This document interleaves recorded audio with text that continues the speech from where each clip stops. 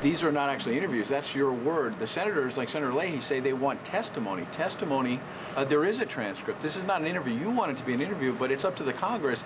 They're the ones investigating, and they say they want testimony, not interviews. Ed, what we're doing is we're trying to be accommodating to Congress by offering them extraordinary insight into a deliberative process. You also know that everybody who goes there, the president expects everybody who talks to Congress to tell the truth, and so does the law. And they know that it would be illegal not to tell them the truth. So the question you got to ask yourself is this pressure on transcripts and everything, is this really something where somebody thinks that there's going to be a fact that they're not going to receive? The answer is no. The question is whether you're trying to create a political spectacle rather than simply the basis of getting at the truth. This, I think, is an important and crucial distinction because, again, I'm not sure, well, I think we can say with confidence that they're going to get every fact they need to find out what's going on. Are you afraid that they'll be able to go through and find inconsistencies in testimony if there's a transcript? No, they'll be able to do it. Okay. You keep saying the Justice Department, the response in these emails of 3,000 pages, unprecedented, is very responsive. Why then is there this gap from mid-November to about December 4th, right before the actual firings? Why is there a gap in emails? I don't know. Why don't you ask them? Well, you're the White House, the Justice Department. I know, but I'm not going to be the fact witness on justice. You're the one representing that this has been very responsive. Yeah, now, when there's a gap, you say go to them. And I've been led to believe that there's a good response for it, but I'm going to let you ask them because they're going to have the answer. There's one email from November 15th that says, from Mr. Sampson to Harriet Myers, I believe, who will determine whether this requires the president's attention? Right. And then there's a gap in emails. Was there perhaps any emails about the president in there? And did the president have to sign off on this? Because the question was raised. The president has no recollection of this ever being raised with him.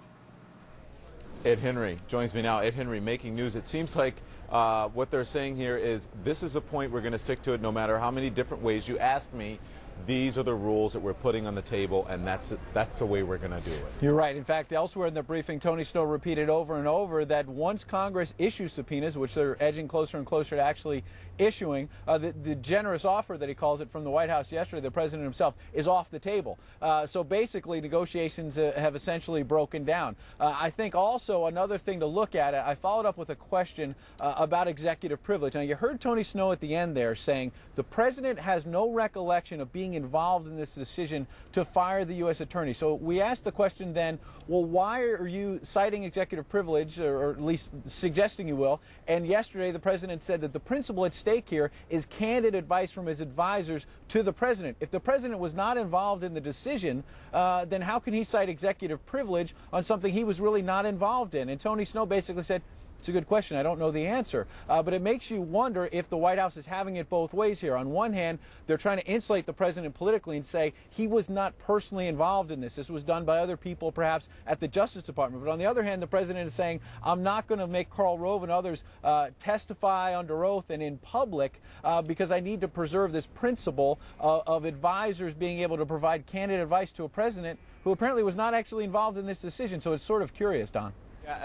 And maybe I'm wrong. It seems like during the thing you were saying, he would answer your question, Ed, and you would say, well, that's kind of what I'm saying. And then that's kind of what I'm saying.